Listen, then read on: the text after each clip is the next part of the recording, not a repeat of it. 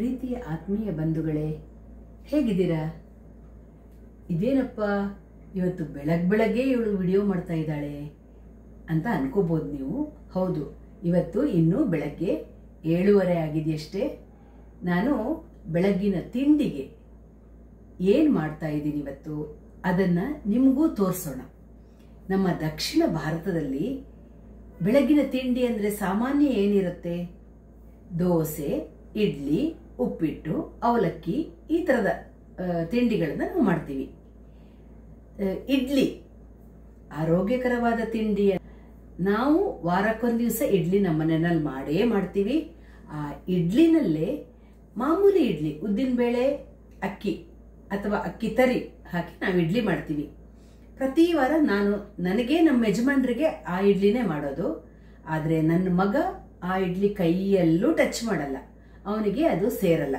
ಅವನಿಗೆ ಸಪರೇಟ್ ಆಗಿ ಸಬ್ಬಕ್ಕಿ ಇಡ್ಲಿ ಮಾಡ್ಕೊಡ್ಬೇಕು, ಆಗ ಚೆನ್ನಾಗಿ ತಿಂತಾನೆ.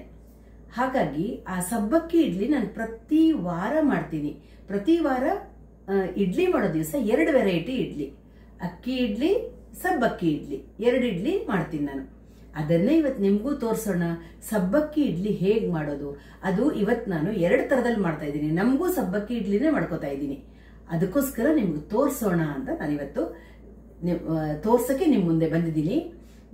ನಾನು ನೈಲಾನ್ ಸಬ್ಬಕ್ಕಿ ಅಂದ್ರೆ ಪುಟಾಣಿ ಮುತ್ತು ತರ ಇರುತ್ತೆ ನಿಮ್ಗೆ, ಆ ಸಬ್ಬಕ್ಕಿನ ತಗೊಂಡಿದ್ದೀನಿ. ಅದನ್ನ ನಿನ್ನೆ ರಾತ್ರಿನೇ ನಾನು ಅದನ್ನ 2 ಸಲ ತೊಳೆದು ನೀರಲ್ಲಿ ನೆನೆಸಿ ಇಟ್ಟಿದ್ದೀನಿ. ನೋಡಿ ಹೇಗೆ ಇರುತ್ತೆ ಅಂದ್ರೆ ಅದು ನೈಲಾನ್ ಸಬ್ಬಕ್ಕಿ. ನೋಡಿ ಒಳ್ಳೆ ಮುತ್ತು ತರ ಇರುತ್ತೆ ನಿಮಗೆ. ನೋಡಿ ನಾನು ನಿನ್ನೆ ರಾತ್ರಿನೇ ಅದನ್ನ ನೆನೆಸಿ ಇಟ್ಟಿದ್ದೀನಿ. ಈಗ ಅದನ್ನು ಉಪಯೋಗಿಸಿ ಹೇಗೆ ಇಡ್ಲಿ ಮಾಡೋದು ಅಂತ ನಿಮಗೆ ತೋರಿಸ್ತೀನಿ. ನಾನು ಒಂದು ಸಬ್ಬಕ್ಕಿ ಜೊತೆ ಉಪ್ಪಿಟ್ಟು ರವ ಅಥವಾ ನೀವು ಇಡ್ಲಿ ರವನು ಹಾಕ್ಬೋದು. ನಾನಿವತ್ತು ಉಪ್ಪಿಟ್ಟು ರವ ಬಳಸಿ ಮಾಡ್ತಾ ಇದ್ದೀನಿ. ಅದೇನೆ ಇಲ್ಲಿ ನಾನು ಸ್ವಲ್ಪ ಉದ್ದಿನ ಹಿಟ್ಟು, ಬರೇ ಉದ್ದಿನ ಹಿಟ್ಟು ರುಬ್ಬಿ ಇಟ್ಕೊಂಡಿದ್ದೀನಿ. ಸ್ವಲ್ಪ ಉದ್ದಿನ ಹಿಟ್ಟು ಇಟ್ಕೊಂಡಿದ್ದೀನಿ, ಯಾಕಂದ್ರೆ ಎರಡು ತರದಲ್ಲಿ ಮಾಡಕ್ಕೆ ಅಂತ. ಇದಕ್ಕೆ ಉದ್ದಿನ ಬೇಳೆ ರುಬ್ಬಿರೋ ಹಿಟ್ಟು ತಗೊಂಡಿದ್ದೀನಿ. ಅದಕ್ಕೆ ಒಂದು ಸಬ್ಬಕ್ಕಿ ಸ್ವಲ್ಪ ಸೇರಿಸ್ಕೊಂಡು, ಎಷ್ಟು ಉದ್ದಿನ ಹಿಟ್ಟು ನೀವು ರುಬ್ಬಿರ್ತೀರ, ಒಂದು 1/4 ಲೋಟ ಉದ್ದಿನ ಹಿಟ್ಟು ನಾನು ಹಾಕಿಲ್ಲ, ಇನ್ನೂ ಕಡಿಮೆನೆ. ಅದಕ್ಕೆ ನೀವು ಒಂದು ಅರ್ಧದಿಂದ ಅರ್ಧ ಲೋಟ, 1/4 ಲೋಟ ಉದ್ದಿನ ಬೇಳೆ ತಗೊಂಡಿದ್ದು, ಅರ್ಧ ಲೋಟ ರವ ಹಾಕಿ, ಆಮೇಲೆ ಒಂದು 3/4 ಲೋಟ ಸಬ್ಬಕ್ಕಿ ಹಾಕಿ ಮಿಕ್ಸ್ ಮಾಡಿ, ಉಪ್ಪು, ಸ್ವಲ್ಪ ಕ್ಯಾರೆಟ್ ತುರಿ ಹಾಕಿಲ್ಲ ಅಂದ್ರೆ ನನ್ನ ಮಗ ತಿನ್ನಲ್ಲ. ಅದಕ್ಕೋಸ್ಕರ ನಿಮ್ಗೆ ಕ್ಯಾರೆಟ್ ತುರಿನೂ ಹಾಕಿ ನಾನು ಹೇಗ್ ಮಾಡೋದು ಅಂತ ತೋರಿಸ್ತಾ ಇದ್ದೀನಿ.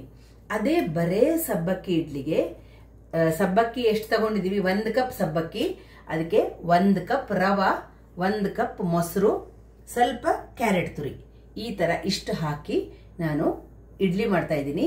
ನಿಮ್ಗೂ ತೋರಿಸ್ತೀನಿ ಬನ್ನಿ. ಇದು ಉದ್ದಿನ ಹಿಟ್ಟು. ಈ ಉದ್ದಿನ ಹಿಟ್ಟಿಗೆ ಇದರಲ್ಲೇನೆ ಒಂದು ಅರ್ಧ ಕಪ್ಪಷ್ಟು ಸಬ್ಬಕ್ಕಿ ಹಾಕೋತಾ ಇದ್ದೀನಿ. ಅರ್ಧ ಕಪ್ಪಷ್ಟು ಸಬ್ಬಕ್ಕಿ, ಆಮೇಲೆ ಸ್ವಲ್ಪ ಕ್ಯಾರೆಟ್ ತುರಿ, ಆಮೇಲೆ ರವ ಉಪ್ಪಿಟ್ಟು ರವನ ನಾವು ತಗೊಂಡಿರೋದು. ಅದೇನು ತೊಳಿಬೇಕು ಅನ್ನೋ ಏನು ರೂಲ್ಸ್ ಏನಿಲ್ಲ. ಆದ್ರೆ ನಾನು ರವನ್ನ ತೊಳೆದು ಮಾಡ್ತೀನಿ, ಒಂದ್ಸಲ ತೊಳ್ಕೊಂಡ್ ಬಿಡ್ತೀನಿ. ಇಷ್ಟು ರವನ್ನ ನಾನು ಒಂದ್ಸಲ ತೊಳ್ಕೊತೀನಿ. ಇದಕ್ಕೆ ನೋಡಿ ಉದ್ದಿನ ಹಿಟ್ಟು, ಸಬ್ಬಕ್ಕಿ, ಕ್ಯಾರೆಟ್ ಹಾಕಿದ್ದೀನಿ, ಸ್ವಲ್ಪ ತೊಳೆದಿಟ್ಟಿರೋ ರವ ಹಾಕ್ತೀನಿ. ನೋಡಿ ತೊಳೆದಿಟ್ಟಿರೋ ರವ ಹಾಕಿದ್ದೀನಿ. ಆಮೇಲೆ ರುಚಿಗೆ ತಕ್ಕಷ್ಟು ಉಪ್ಪು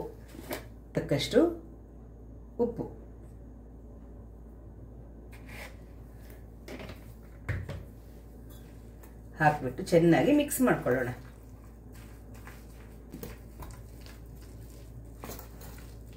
ನಿಮ್ಗೆ ಸ್ವಲ್ಪ ಗಟ್ಟಿ ಆಯ್ತು ಅನ್ಸಿದ್ರೆ ಒಂದ್ ಸ್ವಲ್ಪ ನೀರು ಹಾಕೋಬಹುದು.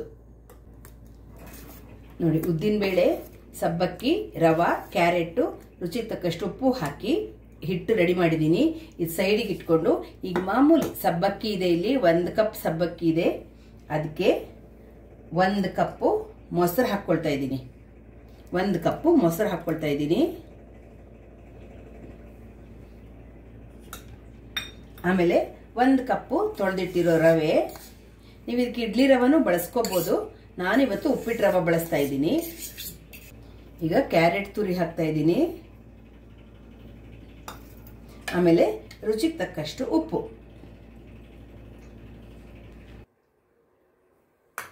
ಇದನ್ನ ರವಾ, ಸಬ್ಬಕ್ಕಿ, 1 ಕಪ್ ಮೊಸರು, ಕ್ಯಾರೆಟ್, ಉಪ್ಪು ಇದಿಷ್ಟು ಹಾಕ್ಕೊಂಡು ಮಿಕ್ಸ್ ಮಾಡ್ಕೊಳ್ತಾ ಇದ್ದೀನಿ. ನಿಮಗೆ ಗಟ್ಟಿ ಆಯಿತು ಅನಿಸಿದ್ರೆ ಒಂಚೂರು ನೀರು ಹಾಕ್ಕೋಬಹುದು ಅಥವಾ ಸಿಹಿ ಮೊಸರು ಹಾಕ್ಕೊಳ್ಳಿ. ತುಂಬ ಹುಳಿ ಮೊಸರು ಹಾಕ್ಕೋಬೇಡಿ. ಇದು ಚೆನ್ನಾಗಿ ಕಲಸಿ ಮಿಕ್ಸ್ ಮಾಡಿದ್ದೀನಿ ನೋಡಿ. ಇದು ಉದ್ದಿನ ಹಿಟ್ಟು ಹಾಕಿರೋಂತಹ ಹಿಟ್ಟು. ಸಬ್ಬಕ್ಕಿ ಇಡ್ಲಿಗೆ ಉದ್ದಿನ ಬೇಳೆ ಹಿಟ್ಟು ರುಬ್ಬಿರೋ ಉದ್ದಿನ ಬೇಳೆ ಜೊತೆ ರವೆ ಮತ್ತು ಸಬ್ಬಕ್ಕಿ ಸೇರಿಸಿರೋ ಹಿಟ್ಟು.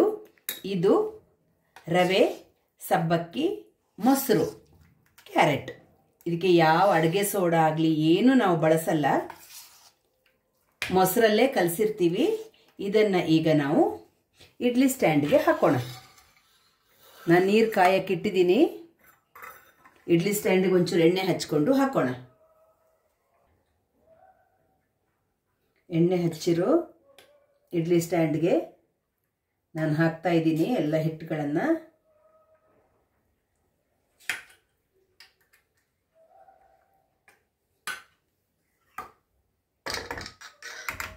ನೋಡಿ ಆತ್ಮೀಯರೇ, ನಾನು ಇಡ್ಲಿ ಸ್ಟ್ಯಾಂಡಲ್ಲಿ ಹಾಕಿದ್ದೀನಿ. 2 ಥರದ ಇಡ್ಲಿ ಹಿಟ್ಟನ್ನು ಹಾಕಿದ್ದೀನಿ. ಅದನ್ನು ಕುಕ್ಕರ್ಲಿ ಇಡ್ತಾ ಇದ್ದೀನಿ.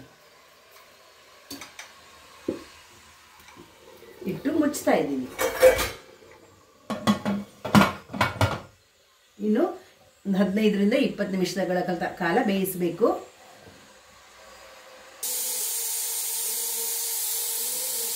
ಹದಿನಾರು 17 ನಿಮಿಷ ಆಯಿತು. ನಾನು ಗ್ಯಾಸ್ ಆಫ್ ಮಾಡ್ತಾ ಇದ್ದೀನಿ.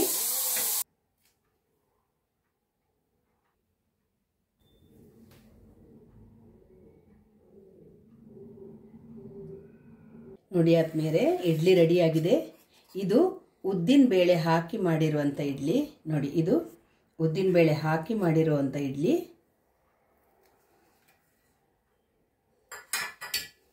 ಇದು ಸಬ್ಬಕ್ಕಿ, ಮೊಸರು ಮತ್ತು ರವೆ ಹಾಕಿ ಮಾಡಿರುವಂಥ ಇಡ್ಲಿ. ನೋಡಿ, ಇದು ಸ್ವಲ್ಪ ಆರಕ್ಕೆ ಬಿಡಬೇಕು. ನೀವು ತುಂಬ ಬಿಸಿ ಬಿಸಿ ಇರೋವಾಗ ತೆಗೆದ್ರೆ ಅಷ್ಟು ಚೆನ್ನಾಗಿ ಬರಲ್ಲ.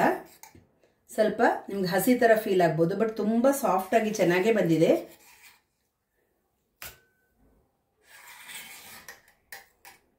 ನೋಡಿ, ಅದು ಬರೇ ಸಬ್ಬಕ್ಕಿ ರವೆ ಹಾಕಿ ಮಾಡಿರೋ ಇಡ್ಲಿ. ಇದು ಉದ್ದಿನ ಬೇಳೆ ಹಾಕಿ ಮಾಡಿರೋ ಇಡ್ಲಿ. ಉದ್ದಿನ ಬೇಳೆ, ಸಬ್ಬಕ್ಕಿ, ರವೆ, ಕ್ಯಾರೆಟ್ ಹಾಕಿ ಮಾಡಿರೋ ಇಡ್ಲಿ. ನೋಡಿ ಎಷ್ಟು ಚೆನ್ನಾಗಿ ಬಂದಿದೆ ಅಂತ. ಅದನ್ನು ನೀವು, ನಾನು ನನ್ನ ಮಗನಿಗೆ ಸಬ್ಬಕ್ಕಿ ಪಾಯಸ ಆಗಲೇಬೇಕು. ಅದಕ್ಕೋಸ್ಕರ ಸಬ್ಬಕ್ಕಿ ಇಡ್ಲಿ ಮಾಡಿದಾಗ ಅವನಿಗೆ ಸಬ್ಬಕ್ಕಿ ಪಾಯಸ ಮಾಡಲೇಬೇಕು. ಅದಕ್ಕೆ ಅವನಿಗೆ ಪಾಯಸದ ಜೊತೆ ಅವನು ತಿಂತಾನೆ. ನಾವು ಚಟ್ನಿ ಜೊತೆ ತಿಂತಾ ಇದ್ದೀವಿ. ನೋಡಿ ಎಷ್ಟು ಚೆನ್ನಾಗಿರುತ್ತೆ. ನೀವು ಒಂದ್ಸಲ ಟ್ರೈ ಮಾಡಿ ನೋಡಿ ಮನೆಯಲ್ಲಿ, ತುಂಬ ಚೆನ್ನಾಗಿ ಬರುತ್ತೆ. ಇನ್ಸ್ಟೆಂಟಾಗಿ ಮಾಡಿಬಿಡ್ಬೋದು. ನೀವು ಬರೇ ಸಬ್ಬಕ್ಕಿದಾದರೆ ಇನ್ಸ್ಟೆಂಟಾಗಿ ಮಾಡಿಬಿಡ್ಬೋದು. ಹಿಂದಿನ ದಿವಸ ರೆಡಿ ಮಾಡ್ಕೋಬೇಕು ಏನೂ ಇಲ್ಲ. ನಾನು ನಮಗೆ ಅಕ್ಕಿ ತರಿ ಹಾಕಿ ನಾವು ಅಕ್ಕಿ ಹಾಕಿ ಇಡ್ಲಿ ಮಾಡ್ತೀವಲ್ವ, ಅದ್ರ ಜೊತೆ ಅವನ ಮಗ ತಿನ್ನಲ್ಲ ಅಂದ್ಬಿಟ್ಟು ಅವನಿಗೆ ಸ್ವಲ್ಪ ಉದ್ದಿನ ಹಿಟ್ಟು ಸಪರೇಟ್ ಇಟ್ಬಿಟ್ಟು ಅದಕ್ಕೆ ಸಬ್ಬಕ್ಕಿ ಹಾಕಿ ಮಾಡ್ತೀನಿ. ಅದು ಇನ್ನೂ ತುಂಬ ಚೆನ್ನಾಗಿ ಬರುತ್ತೆ.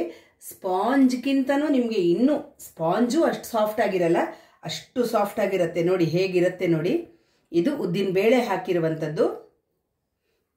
ಇದು ಮಾಮೂಲಿ ಸಬ್ಬಕ್ಕಿ ಜೊತೆ ಬಿಸಿ ಬಿಸಿ ಇದೆ, ಕೈಯಲ್ಲಿ ಮುರಿಯೋದು ಕಷ್ಟ ಒಂಚೂರು. ಸ್ಪೂನಲ್ಲೇ ಕಟ್ ಮಾಡ್ತೀನಿ ನೋಡಿ. ಸ್ಪೂನಲ್ಲೇ ಕಟ್ ಮಾಡಿ ತೋರಿಸ್ತೀನಿ ನಿಮ್ಗೆ. ನೋಡಿ ಎಷ್ಟು ಸಾಫ್ಟ್ ಆಗಿದೆ ನೋಡಿ. ಇಲ್ಲಿ ನೋಡಿ ನೋಡಿ ನೋಡಿ ಸಾಫ್ಟಾಗಿ, ಇದು ಸಾಫ್ಟಾಗಿಯೇ ಬರುತ್ತೆ ನಿಮಗೆ. ತುಂಬ ಚೆನ್ನಾಗಿರುತ್ತೆ ಚಟ್ನಿ ಜೊತೆ ತಿನ್ನೋಕ್ಕೆ. ನೀವು ಟ್ರೈ ಮಾಡಿ ಮನೆಯಲ್ಲಿ, ಹೇಗಾಗತ್ತೆ ನೋಡಿ ಹೇಳಿ. ಒಂದು ವೆರೈಟಿ, ದಿನ ಒಂದೇ ಥರ ಮಾಡೋದಕ್ಕಿಂತ ಒಂದು ವ್ಯತ್ಯಾಸವಾದ ತಿಂಡಿಗಳನ್ನು ಮಾಡ್ಕೊಂಡು ತಿಂದರೆ ಎಲ್ರಿಗೂ ಖುಷಿ ಸಿಗುತ್ತೆ, ಎಲ್ಲರೂ ಖುಷಿ ಪಡ್ತಾರೆ ತಿಂದು. ಹಾಗೆ ಸಿಗೋಣ ಮುಂದಿನ ವಿಡಿಯೋದಲ್ಲಿ. ಅಲ್ಲಿ ತನಕ ರಾಯರು ನಿಮ್ಮೆಲ್ಲರನ್ನ ಚೆನ್ನಾಗಿಟ್ಟಿರಲಿ ಅಂತ ಪ್ರಾರ್ಥಿಸ್ತಾ ಧನ್ಯವಾದಗಳು. ನಮಸ್ಕಾರ.